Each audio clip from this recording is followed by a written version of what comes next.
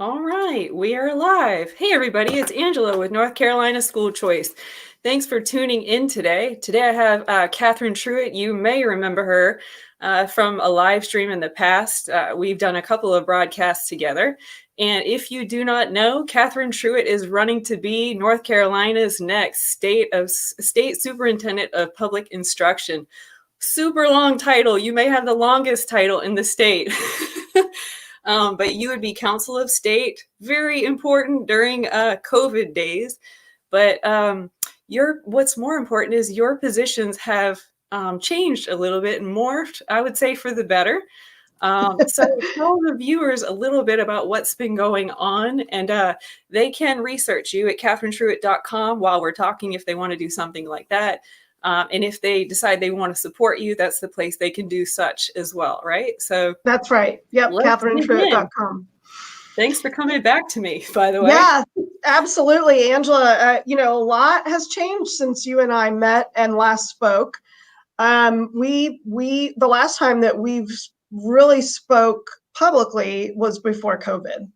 Mm-hmm. And I think that, so not only has a lot of time passed, giving me more opportunity to meet with parents and talk with parents throughout COVID, but also I've just learned so much. I mean, I obviously thought I knew a lot about education before I launched my campaign, but I've learned so much about funding and, what we're doing right, what we're doing wrong, where we could be doing better.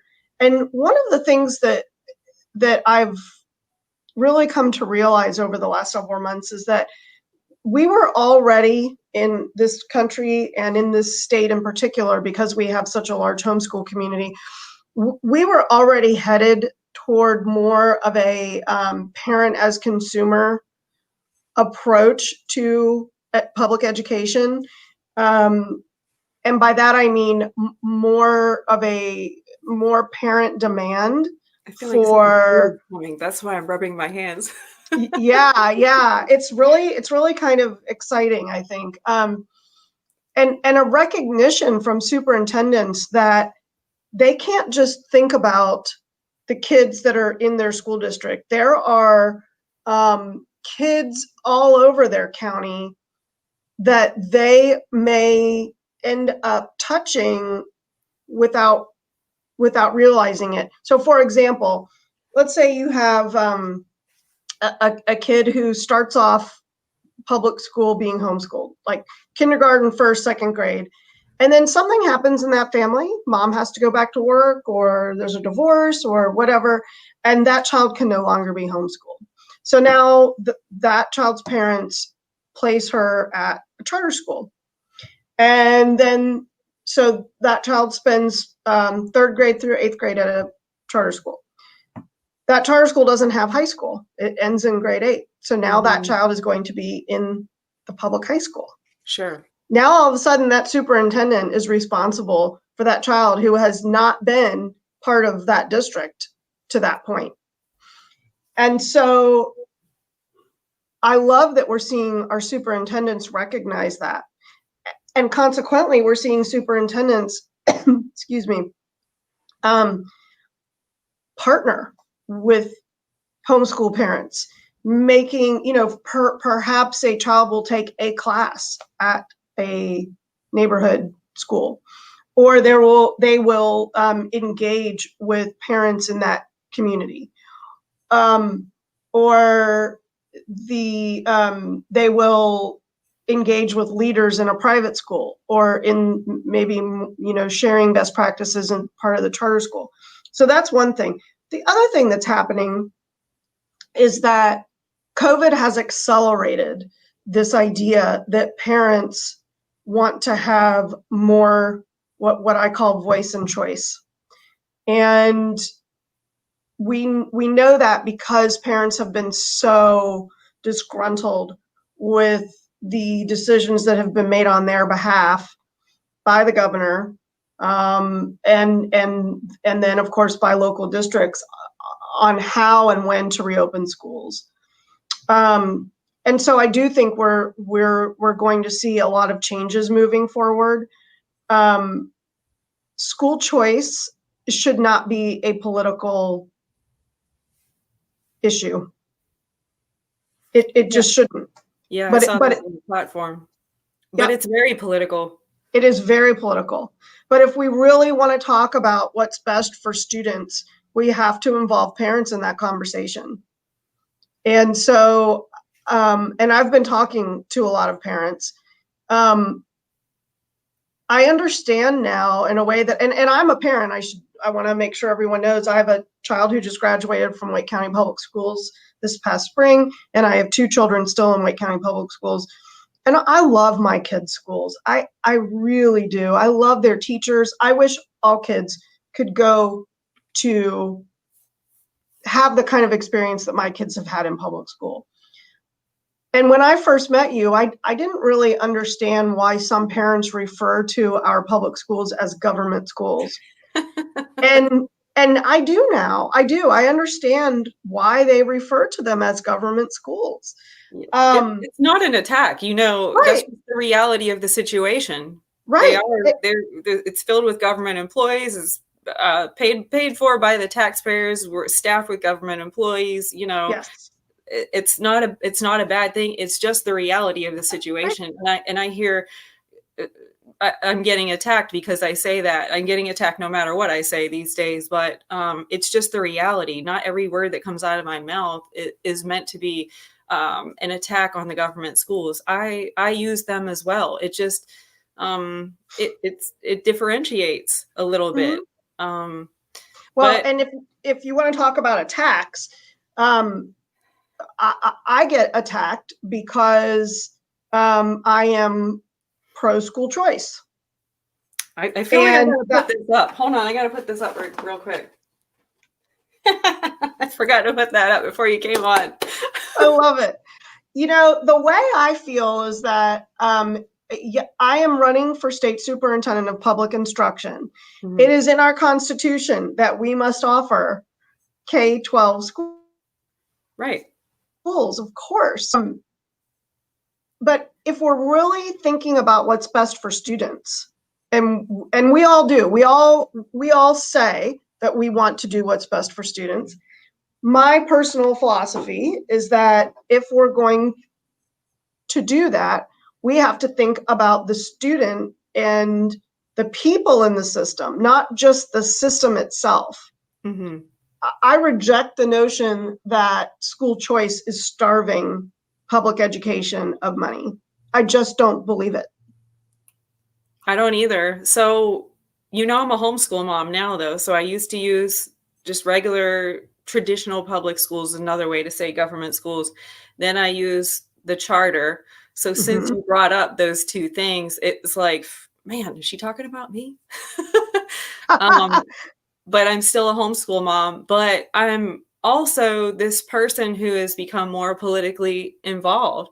And Mhm. so I would like to take a step out from homeschooling, even though I feel like that is the best option. We're moving into the high school ages now, and Mhm. it's just one child.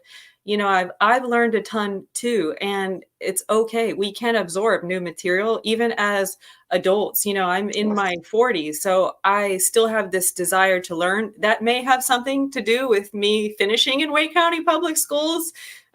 It may not, but now here I am. I have this desire to learn. And it's like you just get bitten by this political bug. And I've learned that, I'm paying into something that I have rejected. So in my personal life, I feel like if I want that opportunity for our education tax dollars to follow our student, then I feel like that is reasonable. It's not completely unreasonable. And I feel like a lot of these COVID situations could have been smoothed over or problems solved if people had their education tax, those property, whatever portion of our property tax dollars, if they could have maybe supplemented what's going on in the screen school environments, or and that's not an attack either. That's just an easy way for me to remember what it is. It's screen school, and it gets boring, I'm sure live stream after live stream gets boring, Mhm. and that's one reason why we're going to try to make this short, because after a while they aren't exciting, but Yeah, there are advantages to them. I used online learning for college, so I love sure. that. Not I, having I to, lead an on yes, I lead a nonprofit online that's university right. for adults. And I find that very, very useful because, you could technically go to class in your pajamas. I could be wearing shorts right now. You don't know what I have. I'm That's right. actually, I'm actually barefoot, but I don't have the cutoff shorts on today. But I mean, there are advantages to doing the online thing, but your platform also says something about one size not fitting all. And I Right. didn't know if you wanted to try to explode that information. What does that really mean that maybe the public is overlooking? Like we say a lot in school choice, one size does not fit all. I think you're saying one size fits none at this point. Right. So That's can you? exactly right. It means a lot of things.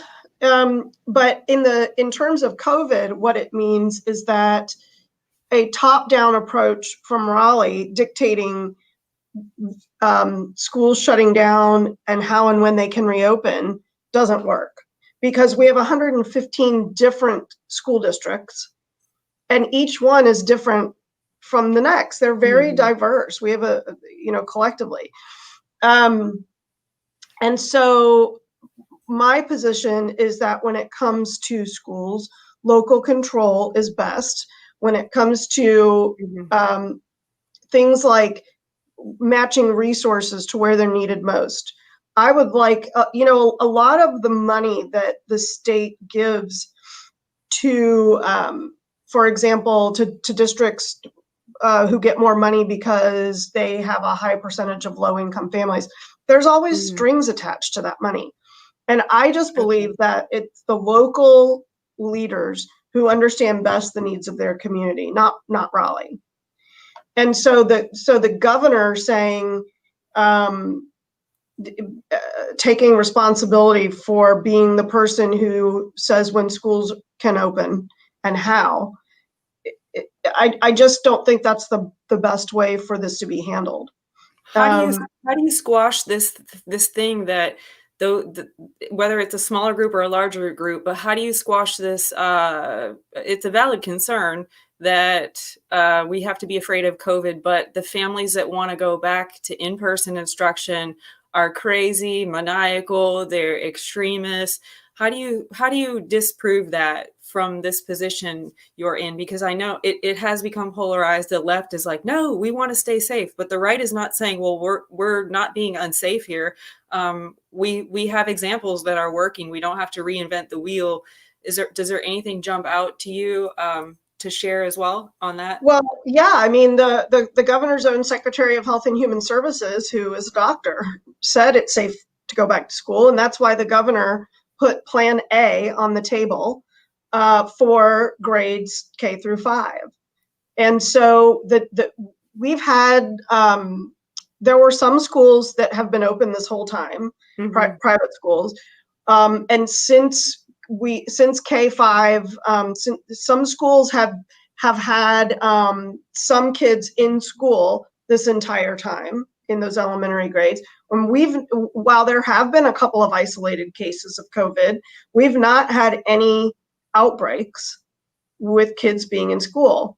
And so I think that what's sensible is for um, parents to have the option of sending their children back if that's what they want. So you take the families that do want their children to be back in school, and then you take the teachers who do want to be back in school. And there Mm-hmm. are a lot of teachers that want to be back in the classroom.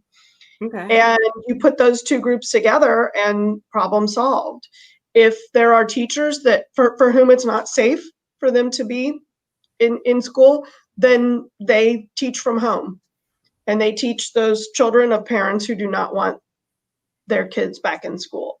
I But as a being fiscally cautious, I would be wondering, my hamster wheels are running right now, like, can we can we maintain the positions without hiring new to execute this plan if we do a little bit of both? Like, I like having the options. I would think parents would like having the options. Like, okay, if I'm nervous about going back, or I know little Johnny had an outbreak and he was around all those kids, the other, I'm going to keep my kids home. But I guess not talking about a semester and pulling out for 2 weeks, I don't know how they would juggle stuff like that. I would think you would need, hey, Angela Humphreys is going to choose full in-time person. Here's what it looks like. And then my neighbor is going to choose full screen school. And then they're going to make a time commitment or whatever that looks like to them. But I would like to see those virtual options remain if possible, like to Mhm. prepare for those snow days or Absolutely. prepare for teacher sick outs that are going on Mhm. across the. Have you heard about those? Um, Yes. Very concerning. So so in the school choice position, I'm always waiting to hear from parents, waiting, and I do hear from them just like you do, but I'm waiting for them to move and take action. And we've had a lot of action here in Wake County, which is great to see, but we need more. Um, so parents have really lost the ability to, like I noticed it with the teacher union strikes, that the media paid attention to everybody in the red shirts and didn't care if parents had to juggle daycare for one day. The Right. people in the red shirts would say, well, that's too bad, we're worth it, well, so are the Mhm. parents, so are the families, so are the children, like one side should not have all this power. Those That jobs program is in place to benefit the students, not to prolong this jobs program, not for Kathy Moore to have a 2-year severance package, Yeah. Well, I mean, that's just it, right? The purpose of schools and school buildings is not to give adults jobs. The purpose of school is to serve students and the community. Yeah. All right. So we're getting to 17 minutes or so. I do want to try to keep it short, but I feel like I could ask you a ton of questions. But before we go, I was nervous about whether I could even ask you, but we talked about it beforehand. Um, Months ago, when we first met, you knew I was a homeschooler. You didn't necessarily agree that money should follow the student. So when I was talking about my tax dollars earlier Uh-huh. episode, you think a little bit differently now. But you Yeah. brought in the homeschool argument where I don't. If you want to just fill in the gaps, you go ahead Yeah. and take Well, that I one. your comments earlier about, paying taxes into something that you're not using, Mhm. i.e. public schools. I think that we all do that to some extent. Mhm. We pay taxes into things that we might not use or that we don't support, and that's why we elect our officials. And I do think that there is a greater good argument to be made Sure. here about that. But what I would say is that backpack funding, which is often, I believe, what's referred to as money following the child, is something to be considered, especially when it comes to charter schools. Because, for example, when a child leaves a neighborhood school and goes to a charter school, Right. 25% of that funding stays at the neighborhood public school. Only 75% of it follows the child Mhm. to the charter school. I think that um, what I would like to see is that homeschool families be given a tax credit for Let to me just close support. the laptop now. We're Yeah. done. No, I'm just kidding. Well, I mean, you don't want, I mean, if I were a homeschool family, I don't think I would want the state to Sure. be in my, there, you don't want those dollars attached to whatever it is, that you're doing as a homeschool parent. You don't want the state in your business. I think that's one of the reasons why some people homeschool. Um, and that I think would happen if homeschoolers got direct got per pupil Yes. expenditure funding. Yes, But but there's no. homeschoolers need to push back right there and say, this, wait a minute, this is my money. The money does not belong to the government. This is my it's not really, I have to stop saying investment because those are voluntary. Investments are voluntary. But like the left says, this is my investment pile of money for K through 12 education. I have a little human being to educate, so I deserve some of that money too. It technically belongs to my student for the K through 12 years. And so they can push back, even though they might be fearful or resistant or off in their own homeschool world, avoiding government altogether. And they can help craft good legislation, I would think, to help protect Sure. themselves. I know we have like homeschool legal defense, and they're going to be watching out for stuff like that. They are, because they even fight, like if the whiff of an additional annual test comes up, they might look into that because there might be some other language around that is not suitable to the homeschool community. So the option should be there for those who would like to take it. But then those who would like to reject it should be able to do so as well. Just like when we're talking about the government school system. If I wanted in-person instruction and there's a teacher available that's willing to do that, I have that option. Or if I'm fearful to return and I want to stay home and do pajama school, whatever, I have that option for next semester. There are all these options that are just being missed. But now is the time to innovate. Like, we're being forced to make some great decisions for K through 12 education. Whereas 9 months ago, reform was like, that was a laughable word in K through 12 Right. education, right? Right. Um, Yeah, that's it. It's such an interesting conversation to be had. We're miles away from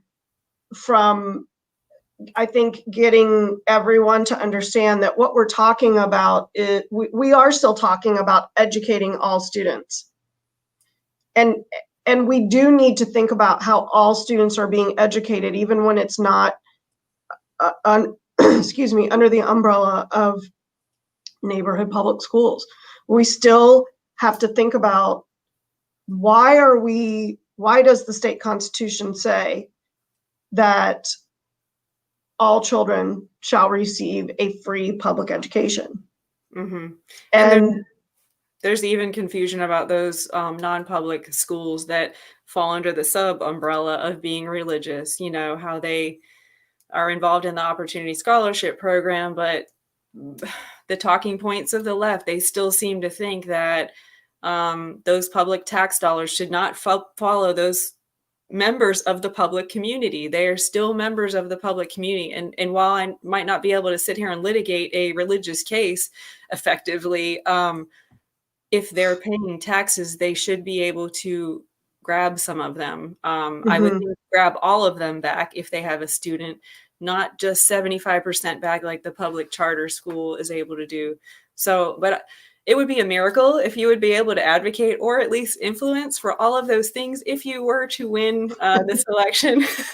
I would love to work with you on school choice. Well, um, school choice is politically fragile, as we said earlier, and I think that what I want to do is advocate for all kids to have an excellent, world-class education here in North Carolina.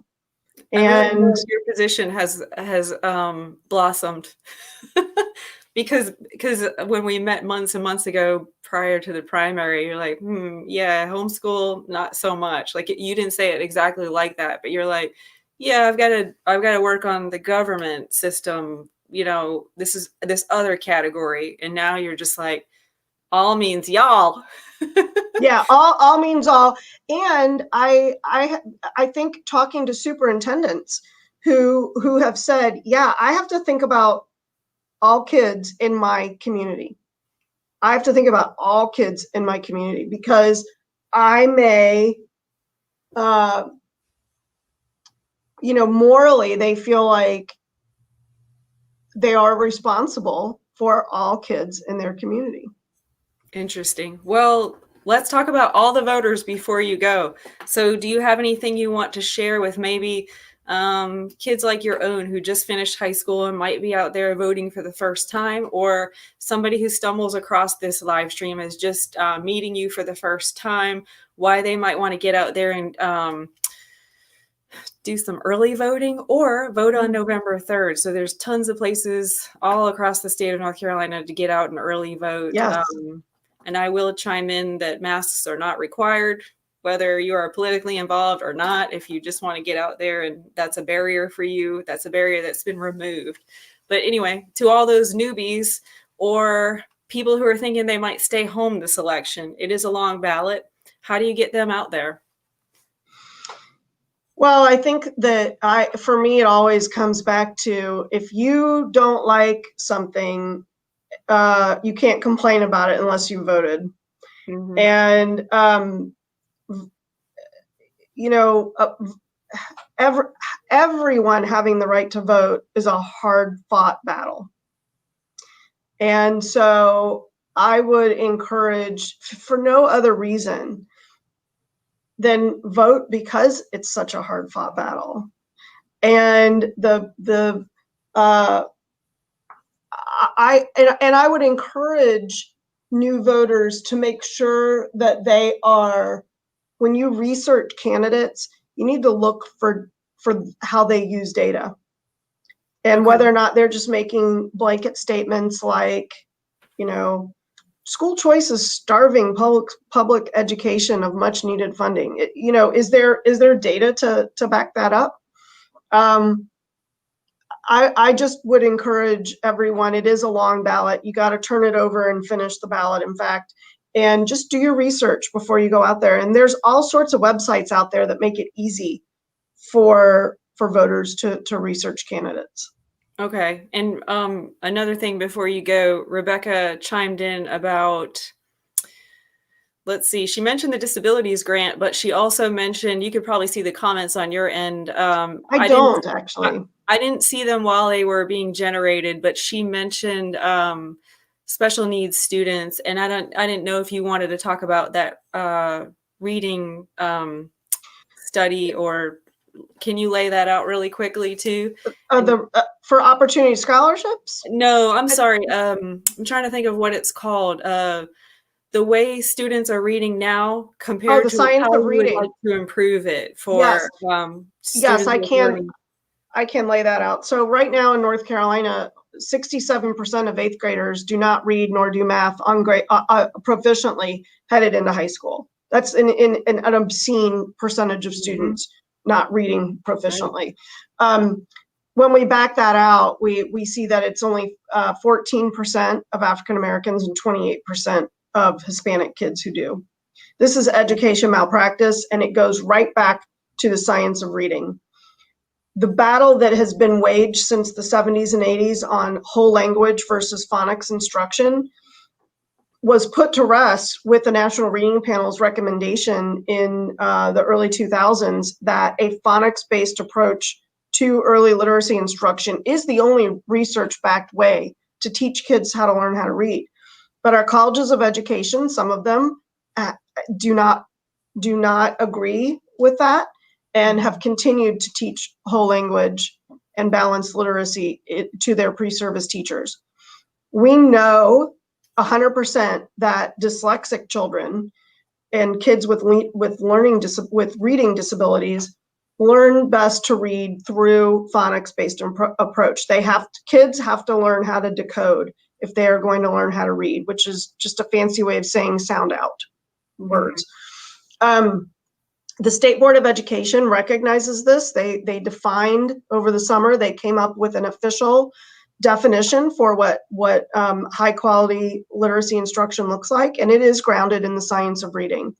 My opponent does not support the science of reading, and I have been endorsed by a group called Literacy Moms NC, which is fighting for students who are dyslexic and have other reading challenges to be taught using the science of reading.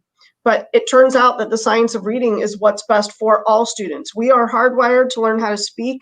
We are not hardwired to learn how to read. And so I look forward, if elected, to joining the efforts of the State Board of Education to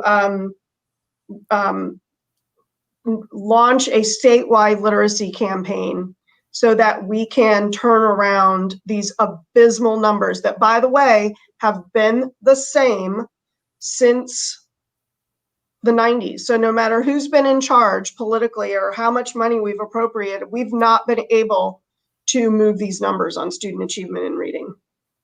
So yeah, I can't wait to see all the changes. I hope you do succeed in this Thank you, election. Angela.